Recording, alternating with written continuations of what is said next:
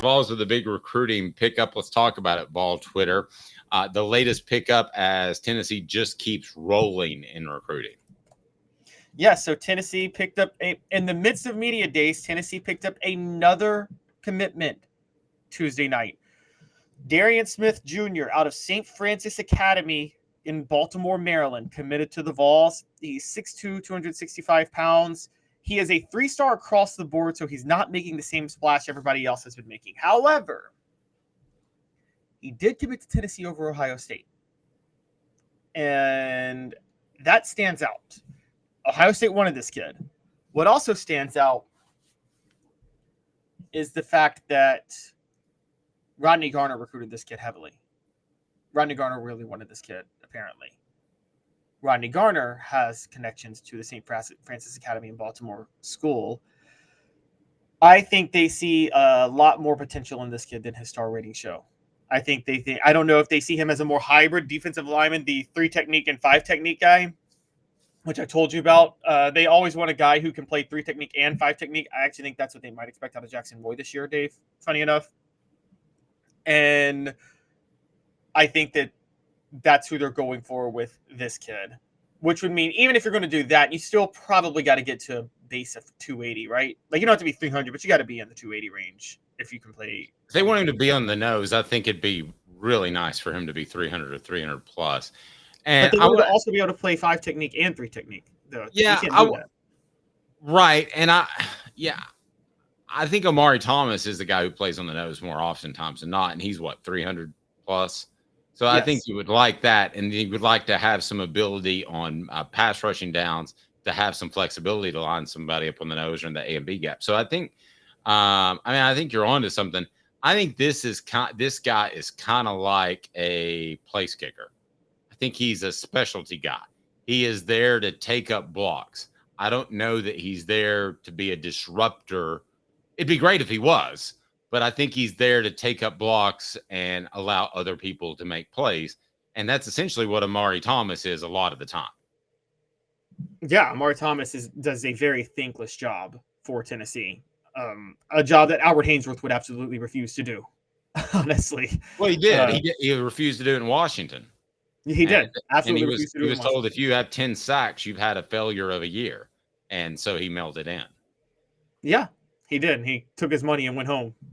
And I think that I think this one is more, they want a little bit more out of a guy like Darrion Smith. Not that Omari Thomas isn't more valuable, but they haven't had that versatile defensive lineman since Caleb Herring and Jaquan Blakely left that can line up on either side. Basically, what they want a guy, Dave, that can line up on the end when Tim Banks does a 3-down lineman setup, or that can line up in the middle with 4-down lineman. He'll never be the guy that would be the interior lineman with 3-down linemen, the nose tackle, like you say.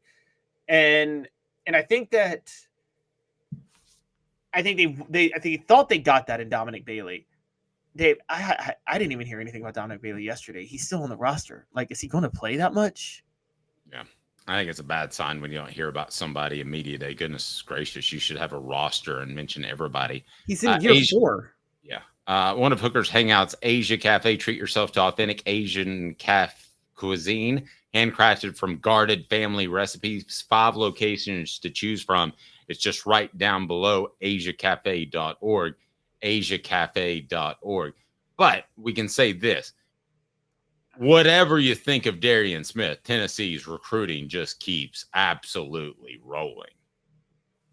It's balling. They are absolutely killing it on the trail, and they're getting all types of players, and they're beating all types of schools. Beating Ohio State for a kid in the North, even though he's in Maryland, that's a big win, isn't it, Dave? That says something. And for those who, it sounds weird to you guys, but Maryland has actually been Big Ten country for 10 years now. Maryland is in the Big Ten, and Ohio State has a pipeline and connections to the area because of that. They did get Dwayne Haskins out of D.C. A decade ago. So for Tennessee to beat out Ohio State for this kid is a big, big, big, big win. And Tennessee right now ranks 6th in recruiting, as it looks like Auburn made a push to get by them. So if you look at the ratings, you have list of usual suspects. Ohio State number 1, Alabama number 2, Georgia number 3, LSU number 4, Auburn number 5, Tennessee number 6. So that would put Tennessee 5th best in the SEC at 6. Still, though, I would say, other than Kirby Smart, I would take Tennessee's coaching staff with like talent over the other coaching staffs ahead of them. Again, other than Kirby Smart, you have Alabama, LSU, Auburn. I would take Tennessee's coaching staff over all of them if the teams were equal and they lined up on either side of the field. You give that some thought and tell me what you think. Brought to you by Work Trucks, all about trucks that are available now, trucks that help you maximize your profits by having the right vehicle. Time is money. The perfect work vehicle doesn't break down, has all the space to carry what you need. That's what Work Trucks is intent on offering, while other dealerships just can't do it. Contracting is about time. Work Trucks saves you time with less back and forth trips and trucks that pass the highest standards to be put to work. The process is also quick and easy when choosing a vehicle for Work Trucks. They've got the Napod work bodies, cargo vans, utility body trucks. You don't have to go to dealerships that are not able to get your trucks. Remember, Work Trucks, if you're a contractor, they've got the dump trucks as well, the cranes. You need Work Trucks on Clinton Highway in Knoxville, downtown Birmingham. Work Trucks with an X, LLC.com, WorkTrucksLLC.com. Please tell them that Off the Hook Sports sent you, proud supporters of the Vols. So what are your thoughts there, Caleb? I don't understand why you would say outside of Kirby Smart. I mean, I don't see why Kirby Smart stands out in terms of all talent being equal, why he stands out above Hugh Freeze or Kalen DeBoer or Brian Kelly. I mean, Kirby Smart has the national titles, but that's because he's gotten more talent than the other ones. So if talent is even, are you taking all of those current recruiting teams that are ranked above Tennessee, which would be, let me go back and double check to make sure I'm correct, which would be Alabama, Georgia, LSU, Auburn. You would take Tennessee's coaching staff over all of those? Yeah, and certainly Ohio State. They're not in the SEC, but certainly Ohio State. Come on, Caleb. Yes. You can't take it over Kalen DeBoer. He just played for a college football championship. You just said you would. Well, it sounded good at the time. Okay, but here's my point. But I was actually going to get to that. You said you would. That's why I don't understand why you would take you said outside of Kirby Smart, because Dave, I'm sorry. I'm taking Kalen DeBoer's coaching staff over Kirby Smart's. What was more impressive? What's a better coaching job? Getting Washington to the playoff or winning a national title with the talent Kirby Smart had at Georgia? Okay, but let me ask you this. Which coach would you hire if you had an opening right now? That's not the question. That's not that, because obviously Kirby Smart I would hire, because recruiting is a factor in football. You said recruiting out the window, talent out the window. No, I meant between Kalen DeBoer and Josh Heupel. Yeah, I would take Josh Heupel, but I'm trying to say, why did you say with the exception of Kirby Smart? I don't know. Like, would you not take Josh Heupel over Kirby Smart, everything being equal, staff-wise? Now that you bring it up, I tell you what, I would take Josh Heupel, game day, game preparation coach. All right. Sunday at 12:01 a.m. through game time. Here's who I would take of those teams that are listed above Tennessee in recruiting. I would take Brian Kelly at LSU.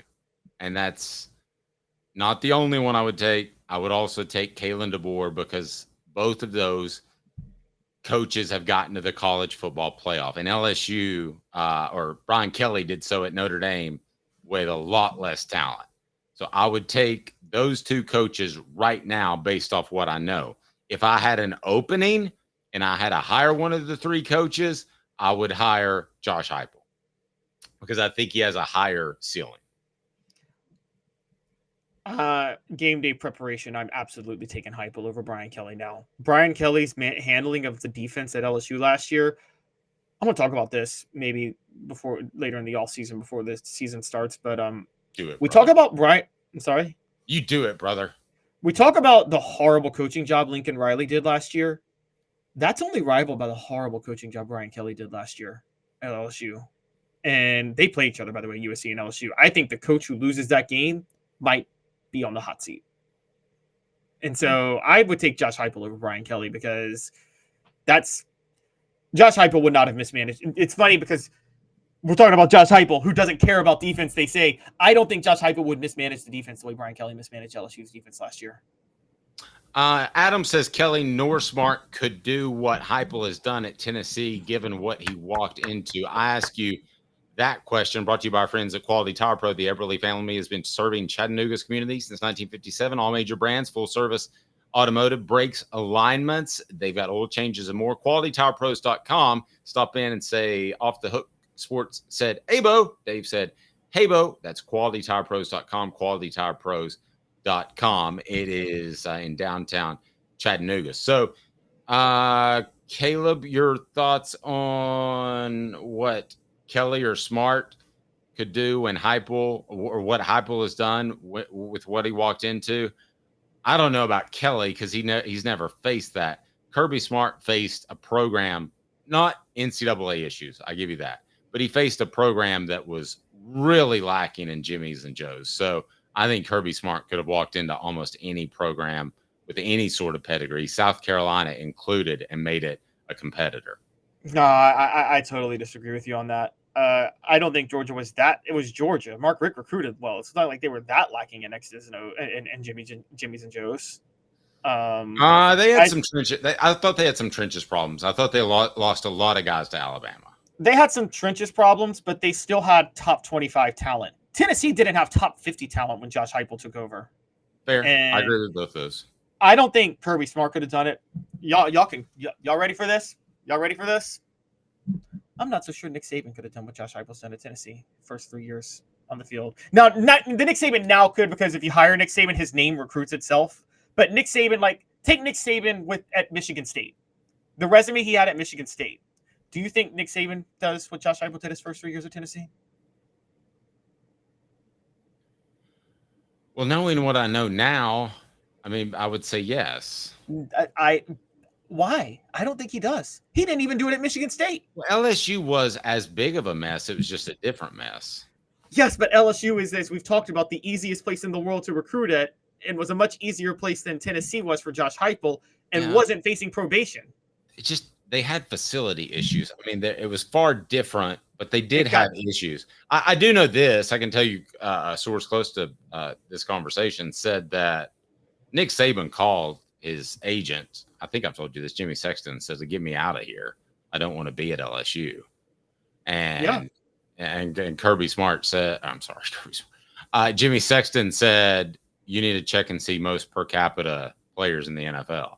And it was the state of Louisiana. So he decided to stay. Thought that would work out. And also, Mark Emmert basically sold Nick Saban that we are going to fix up these facilities so you'll be able to recruit those kids to Louisiana. Yes. And he did. And the facilities are nice now.